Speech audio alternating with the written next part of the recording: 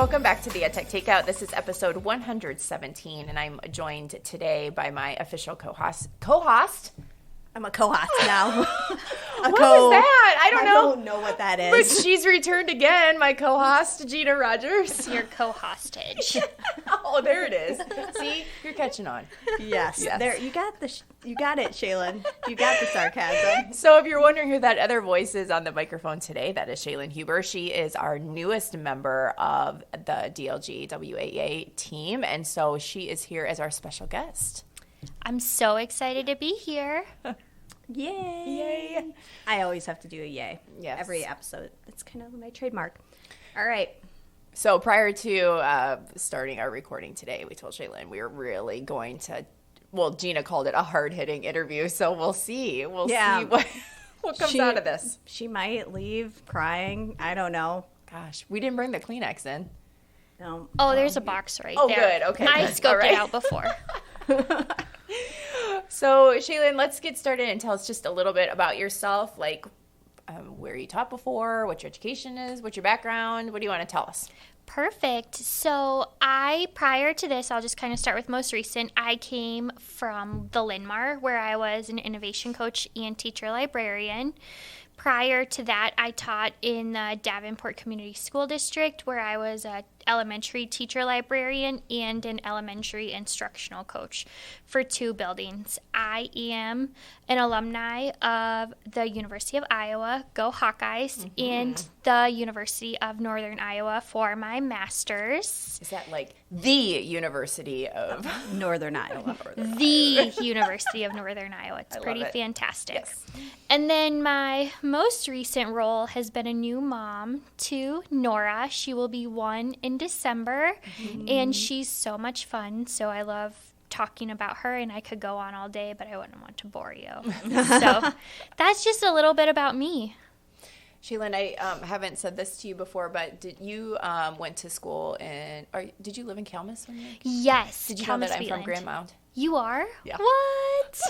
I remember when we were, so for those of you that don't know the geography, both of us came from a town, like our population's like 500. I can't imagine that yours is much bigger, if maybe smaller than that. I think like 700 for Wheatland. Yeah, so. and so we probably I grew up much sooner and longer ago than you did. But so, yeah, within 10 minutes of one another. Small world. It is a small world. Maybe we know the same people. We might. We might. Yeah, We'll talk about those know people the off Getches, air. right? Because they're from Kalmus, right? Yeah. Oh, yeah. Yeah. I know them. Doug getting a shout out on the podcast. Doug He'll getting love a it. shout out on the podcast. Yes, right. Okay, so what made getting back to our interview and the real So sorry. reason that people are here listening today? Thanks for joining in. Mm-hmm. Yep. What made you interested in digital learning? Well, I just remember my first year of teaching ever. I thought I was going to be a classroom teacher, but I fell in love with the school that I interviewed at and actually became a teacher librarian.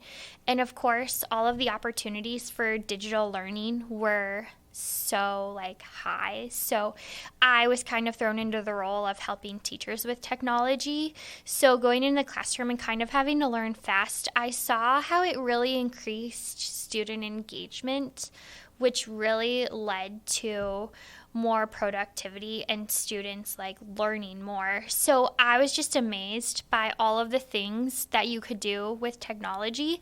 And then also on the teacher end, it was so awesome to see teachers jump out of their comfort zone and use digital learning to create lessons that engaged their students. So it was kind of twofold. I loved seeing how it increased engagement for students, but also teacher engagement and made them feel more productive. Mm-hmm. Yeah, and I think that's a good segue to kind of our next question is what are some of the things that you've done with teachers to incorporate technology in classroom instruction? You want to talk a little bit about that? Yeah, so definitely some of the things is just really looking at how digital learning can give students a choice and voice, and also they can use creativity. So oftentimes when we think of learning, I know when I was in high school you would be given a worksheet and you would have to fill in the blanks. But now with digital learning, there's so many things that students can do, whether it's creating a video. Like some of my favorites have been creating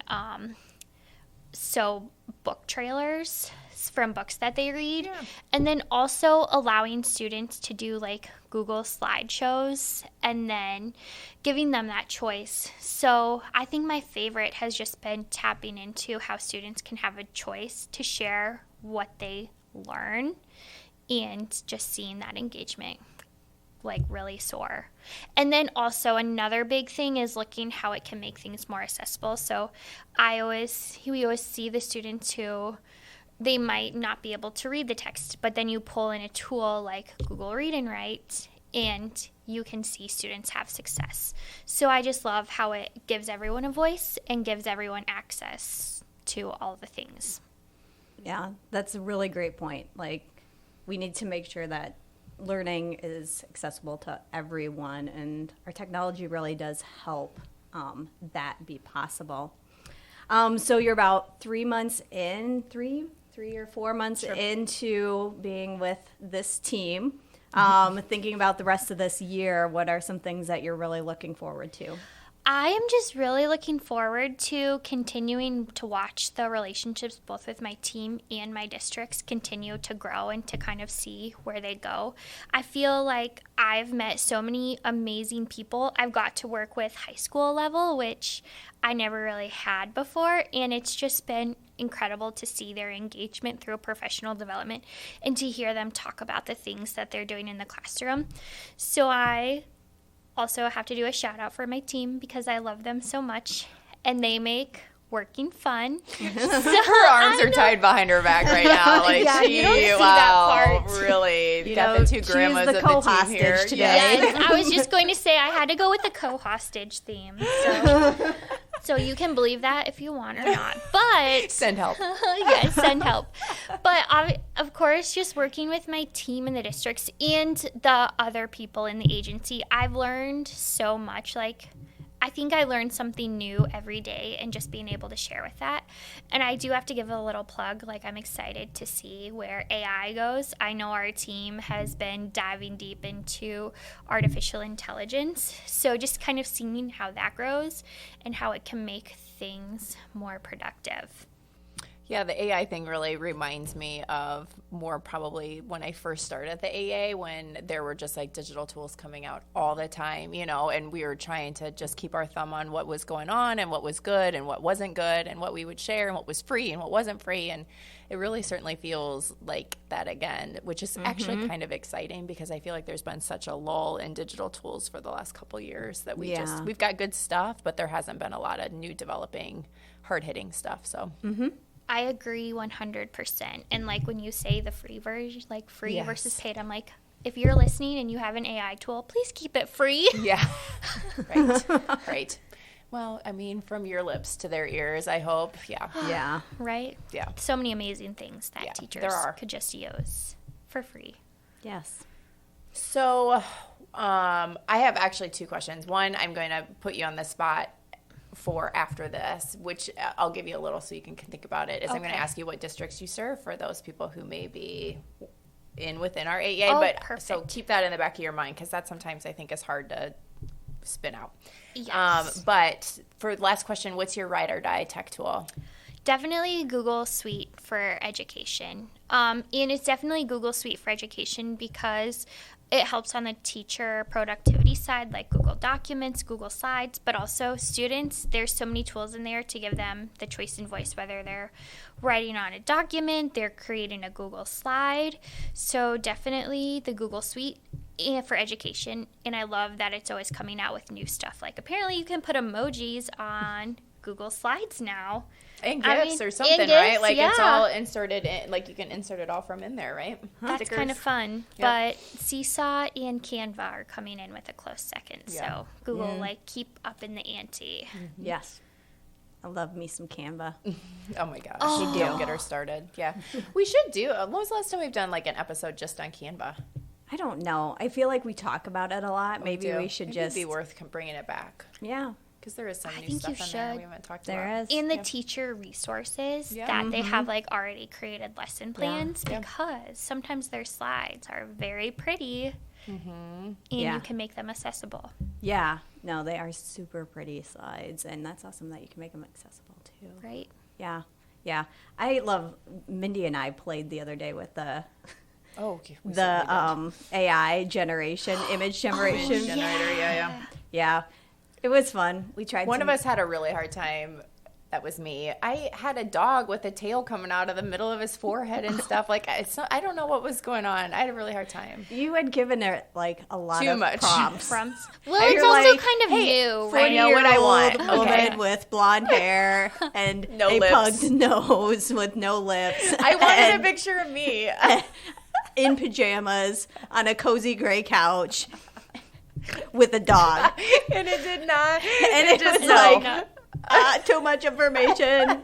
Cannot make it. Oh, it's kind of new, so it's just gotta get with the times, It does. right? It needs Yeah. to catch up with my demands. Yeah. Yes. Yeah. But That's a hard one. Yeah. So But it is- maybe it'll get there one day Yeah. to meet Mindy's But it demands. is pretty amazing how it does just like is. kick out those I images know. based upon like just what you say in text. So another like AI side note, I know that we talked about Figma a couple episodes ago, Mindy. Last episode, yeah. Was it last episode? don't know. I can't remember.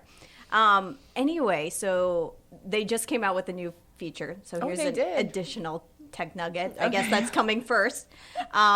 Is that like now you can put stickies on the board, but then like select them, and there's an option that's called like AI, and it sorts the stickies, or it summarizes them, so it looks at them and sorts them into themes. Nice. Or it will look at them and summarize them. Like yeah. on the teacher side of it? Like the facilitator side of it? Yeah. Okay.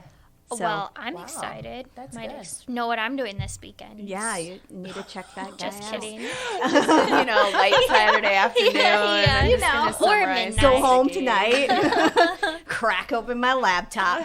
Check out Fig Jam. Do you remember who your districts are? I do remember who she's my gonna districts just- are. I'm In trying to alphabetical go. order, please. I was literally just about to say I'm going to go through in alphabetical order. You have them memorized in alphabetical order? No. Oh, I was going to say, because mean- that's impressive. I can try. Okay, So here we go. Here we go. Okay, this will show how good of a librarian I was. Okay. So let's pull in those. Okay. Central City, Uh-huh. English Valley, Good job. HLV, Yep. Iowa Valley. For Marion, there's Lone Tree. Oh, gosh, it really is. Oh, gosh. Yeah, okay. Yeah. Yeah. Marion and Marion Homeschool. Right. Northland. Good job. Good job. Did I get a gold sticker? Yes. Yeah. I'll put it on a Definitely. slide for you. You bet. Oh, thank you. Yeah, are from one of Shalyn's districts and are looking to get a hold of her, you can certainly email us at the podcast at gwaa.org, and we will forward that message for Shalyn on and get in touch with her that way. Otherwise, thanks so much for coming on, and welcome to the Thank team. you guys. We're so this happy was to so have you. fun. Welcome. You're the best team in the world, and my hands are still tied. Co-hostage. Blink once for help. Okay. Yes. But we're going to get started today with news and updates. Okay, do you want me to go first? Sure. Okay, I have actually two updates from Seesaw. So Seesaw does a really nice job of keeping our AA in kind of the know of what's new and coming out. And so I took a look quick at what was coming up for the month of November, even though we're kind of halfway through November. But it does have Computer Science Week is coming up. They have added some code.org computer science collection, and they've had coding and computer science lessons within Seesaw, so this isn't necessarily new, but I think they've added additional resources for you, and not that you're supposed to just do computer science in December, but there are code.org computer science lessons in there, so definitely something to take a look at. And then also, in addition, they have added, and this I believe is new. I'm going to keep my fingers crossed that I'm correct in saying that. But they have an English Language Explorers for newcomers. So if you have students that are new to your classroom, they have 10 lessons here, it looks like, that will introduce kind of school vocabulary to students, and there's some vocabulary activities. So something to take a look at if you have an English language explorer that's new to your classroom. So some good resources there. Cool. Okay, so I've got a couple news and updates. One of those is coming from Instructure. And this is a partnership that they have entered with Kahn Academy. Kahnmingo or Kahnmingo should be available within the Canvas platform in the next couple months. Now, exactly what that's going to look like as far as having an administrator turn it on, if it's an additional paid premium on top of your subscription to Canvas, I'm not sure. I'll put some information in the show notes about that, but it's something to just be aware of. I think it's has some potential, what I've seen modeled for it. It allows students to have kind of a learning coach along with them as they're working through a writing assignment or as they're working through some sort of a homework assignment. And so that's something to just be aware of or have on your radar. So Kahnmingo or Kahnmingo, I think it's Kahnmingo. Oh, pronunciation is still up in the air. No, I always want to say Kahnmingo, but it's not. It's Kahnmingo. Is like Amigo? Amigo, I think. So okay. I don't know if that's right, but don't quote us on that. Yeah. Don't at me. Please don't at us. We won't listen or read it even. Yes. So. Yeah. All right. But that's coming soon to Canvas. Okay. I'm going to put you on the spot. Do you want to talk about the Teach AI Toolkit? Because I missed this webinar. I thought it was going to come to me in recording, and it never did. So I missed the webinar too. Okay. So let's just both make it up as we go along. So there's a Teach AI toolkit that Gina has linked, and she'll link it into the show notes too. But lots of different real world examples and practical resources, it says, to get in and kind of be thinking about what AI is going to look like in your school. So thinking about policies and maybe your different points of view, school leaders, staff, just so you have thought through some of the things before AI is being used in your classroom. Mm-hmm. One thing that I really like about this toolkit is that they have some just ways that you can think about AI as being or having the potential for a lot of benefit for educators, but then also potential risks or drawbacks from using AI too. And so it's kind of a nice toolkit for thinking about just what's on everyone's mind. Yeah, How do we... Well, and I think, too, when we start to name potential risks, then we can be proactive with how we talk with students or our policies, too, so that we know, it's good to know the positive and negatives of each new technology coming into our classrooms. Definitely. And then I think our last little piece, if I'm looking at our list correctly here, is just that our team was recently at ITEC, which, if you're an out-of-stater, if you're not an Iowan, is our technology conference in the month of October. And our team usually always goes and presents at that. And so we always like to share out those resources. So there is a link here that Gina will link to the show notes that has all of our team's sessions that we did for those couple days in Des Moines. So feel free to check those out. And if you have questions, you can certainly email us at podcast@gwaa.org. All right, so next up, my favorite part of the show is Tech Nuggets. Mm-hmm. What do you got over there, Ginger? Okay, so the first tech nugget that I have is turning on reader mode in Chrome. So we did this today. Mm-hmm. It is one of the things that, strangely enough, Chrome hasn't had a reader mode, which is something that was always available in Safari. And so when I say reader mode, what I mean is just kind of a scrubbed version of different web pages that kind of gets rid of some of those ads, makes it a little bit more readable, hence the name Reader Mode. So in Chrome, it's kind of a funny way that you turn it on, but you go to Chrome:/flags in the URL bar, and then that will bring up all of your different flags, which are different just components of Chrome. And there's a search bar at the top. So then you'll type in reading. Yes, Sorry. reader won't. Yeah, it has to be reading. Yep. Mm-hmm. So type in reading. Sorry. Thank you. No, it's good. And you would have to then enable that reading mode or reader mode. Once that is enabled, then there is next to your profile picture a little, it looks like a square that's split into two rectangles, one that's kind of a lighter color and one that's like a black color. If you click on that, that's where you have some different Chrome options, and then there's a drop down in there and you can turn on your reading mode. That's what then will scrub your website and make it more readable, like just simplify it, take out the ads, make it easy to read and free of distractions. And so there's also some text customization options in there too. So you can turn on like dark mode if that makes it easier for you to read. You can choose a different background color to the text. You can also choose from, I think, 4 different fonts.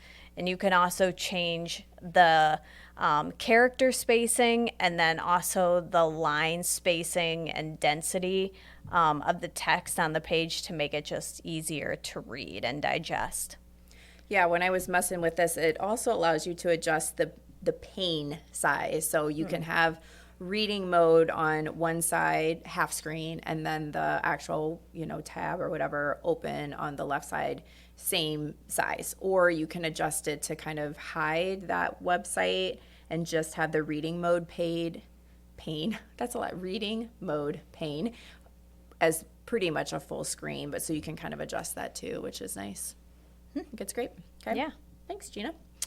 Let's see. This might be something that people already know, but every time I show people this, I get like a big smile from whoever I've shared it with. So I consider it a pretty big tech nugget. If you are a tab hoarder, like I know so many of you out there are. I'm a tab hoarder. Yeah, there are a lot of you. And I'm not here to shame you. I'm here to help you. So if you have a million tabs open and you're always looking for a tab, you can search your tabs in 2 different ways. One of them is that in your search bar, your URL, whatever, you can put the little @ sign, and tabs. And within there, it will drop down the name of all of the tabs that are open. The other thing that you can do is way over on the right-hand side in your Chrome window, there is a little caret, like a little downward facing arrowy caret. If you click on that guy, it lists all of your tabs in a row. And so you can find it by name as opposed to trying to find it in icons, because some of you have so many tabs open, you can't even see the icons on your tabs. Some of you, not all of you. So that's a nice way to be able to see all of your tabs and choose the one that you're looking for next. So some of us have even so many tabs open that we have multiple windows with like 100 tabs. Oh, I can't function that way, but I know lots of you do out there. So hopefully that will help you find what you're looking for. That's a nice nugget. Thank you. Thank you.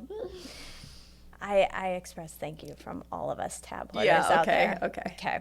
Let's see. So next nugget. So there's been a plethora of different AI tools that have hit the scene over the past few months. This is just one. It's called Twee. It's kind of interesting. You just drop a text or drop a video or whatever in there, and it is capable of generating some critical thinking questions for that text. You can also have it generate dialogue around a topic. So you could put in there something like generate me a conversation between Gandhi and Martin Luther King, and it will generate that conversation for you.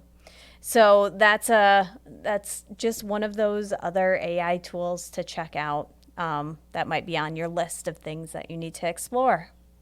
Yeah, it's so hard not to get wrapped up in the AI. I mean, we have a couple other AI nuggets, which is actually exciting for us because, to be honest, like nuggets can be kind of hard to find these days because it felt like technology, kind of like we were just real steady. It was just, this is the technology we have and this is what we're using. This AI thing has made it kind of exciting to share nuggets again.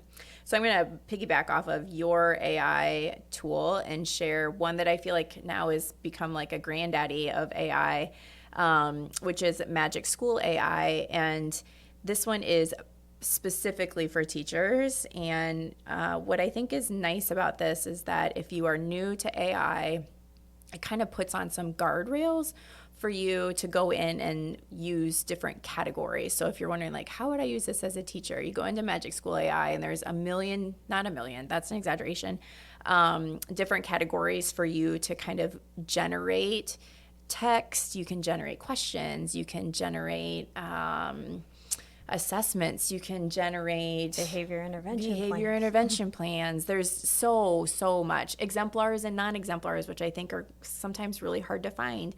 You can, the other one is common misconceptions. And I think that's an interesting thing because we have to understand common misconceptions to be prepared for a lesson. So lots of different opportunities in there. Now, would I say that Magic School AI is like generating ideas that are off the charts unbelievable and cutting edge?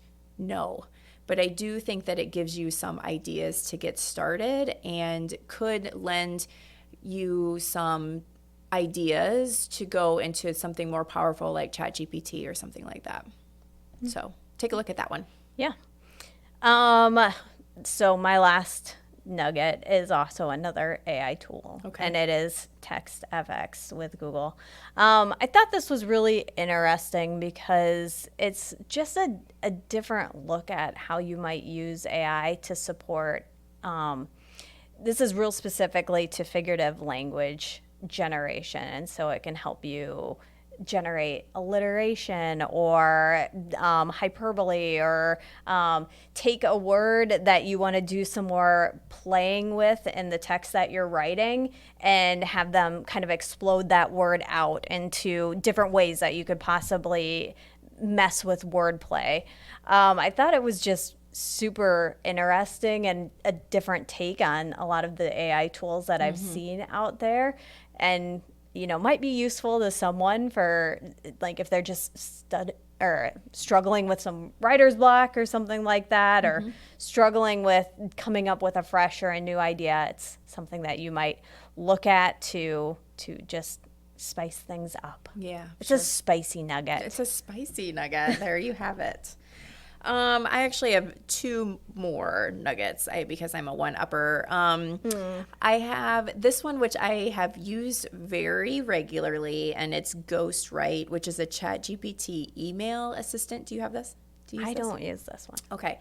So you add this as, now I need to look. I think it's probably a Chrome extension. Yes, it's a Chrome extension, and then it pops into your email. What I really like about this is that it generates these emails that sound a lot more professional than I am, if I'm being completely honest. I mean, we both know how professional I really am, which is like, the nail of my pinky finger. So if you ever get an email from me that's like ends with best wishes, Mindy, just know. Warm regards. Warmest regards, Mindy. It's not from me, really. I've used my Ghostwrite as my pal, and so there are some opportunities then to either you can have like professional emails, you can have more of a friendly email. It allows you to choose your tone, and the couple other things that are nice is that first of all, you can tell it kind of general thoughts that you want to be generated. You can give it a theme of what you'd like to write an email about. It will also pop up with replies, so you can choose a reply if it's once you've received an email. And if you ever get put in on like an email, like halfway through the email chain and you're like, I have no idea why did I get added to this email chain? Why? Someone tell me why. There's a summarize button. So it'll read through all of those emails and then summarize it for you to read. You still might not know why you got added at the end of the But at least you'll have summary. a general idea of what it's about, maybe. I mean, we can't promise miracles. No, that's right. So there's a free account and a paid account. I have my account says that I have like 100 uses of this a month. We've had other people tell us that you only get like 15. And I don't know why. I don't know why I have so many, and I don't know that you wouldn't have that many. So one thing I would suggest is that you go into your account then to see how many you get a month. And then if you only get 15, maybe only use it when you really need like an important reply or an important email. That it's really great to at least get you started, and it makes you sound smarter than you are. So Nice. there you have it.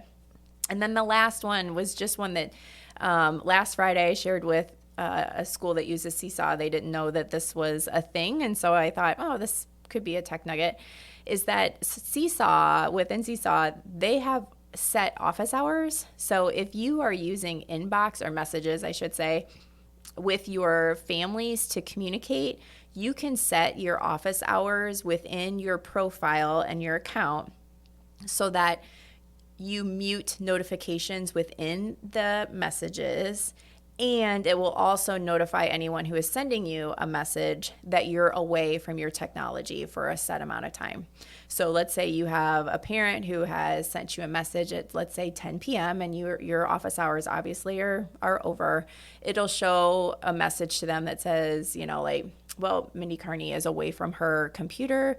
Expect a message from her later or something. In the morning. Yeah, something different. Mm-hmm. So I think it's kind of nice because I think it's great for families to be able to communicate with us because everybody's families run on different schedules. Families might not have the opportunity to sit down and read through emails or messages until all the kids are in bed, which could be at 10 o'clock. And so they may be messaging you and you may be in bed. So it's just kind of a nice way to keep that communication open, but also let them know, hey, I'm away from my computer right now and I'll be communicating with you later. So yeah, it's super easy. You just go click on your profile picture, turn on office work hours, I believe is what it's called. And then you just check which days and you set your times, and notifications will turn back on when it's 8 a.m. or whatever it is that you want to turn it back on for. We'd love to hear from you. So reach out to us on X at DLGWAA, or you could send us a message on Facebook or Instagram. We always accept emails at podcast@gwaa.org. And we'd love to hear your thoughts, or if you have ideas for future shows, let us know. But until next time. This has been the EdTech Takeout. We hope it hit the spot.